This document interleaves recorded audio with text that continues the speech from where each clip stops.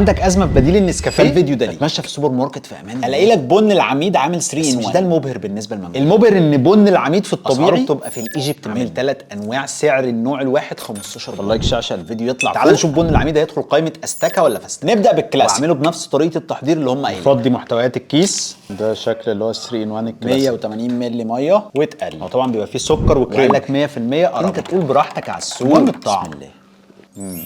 طعم القهوه حلو جدا، قوي جدا، سكر بس مظبوط. انا كنت احبه اكتر لو عملته باللبن. لو بتحب فكره 3 ان 1 من غير لبن هيعجبك. ندخل على لو السترونج. بتعمل دايت ما تقلقش، منجوجو مش ناسي. استنى النوع الاخير. قال لك 3 ان 1 سترونج وكاتب لك قوي وغني. هو في شكل الباودر نفسه انا مش حاسس بفرق بين الاثنين. بسم الله. طعم القهوه فعلا تحس اقوى، بسنه مراره اعلى، حتى في فرق في اللون بين اللي العادي وده بس السترونج. انا كمنجوجو العادي عجبني. نختم بالدايت 2 in منه 1 كلاسيك بدون سكر. لونه زي العادي بالظبط بس ما فيهوش قطع السكر. بسم الله. هو ده محتاج حاجتين، تكون كيف قهوه تكون قوي، بتعمل دايت. لان غير كده مفيش حاجه تخليك تضحي وتشرب الطعم. طعم القهوه زي اول نوع بالظبط، بس لازم يتحط له اي نوع ودي النتيجه النهائيه لبن العميد. عدى درجه النجاح في قائمه استكه. انا جايبه من سوبر ماركت سعودي، بدات اشوفه في السوبر ماركتات الكبيره. لو كيف نسكافيه تبص عليه. شير الفيديو لعشاق القهوه اللي في حياتك. لو فايقين وعرفوا حل الفزوره دي في الكومنتات.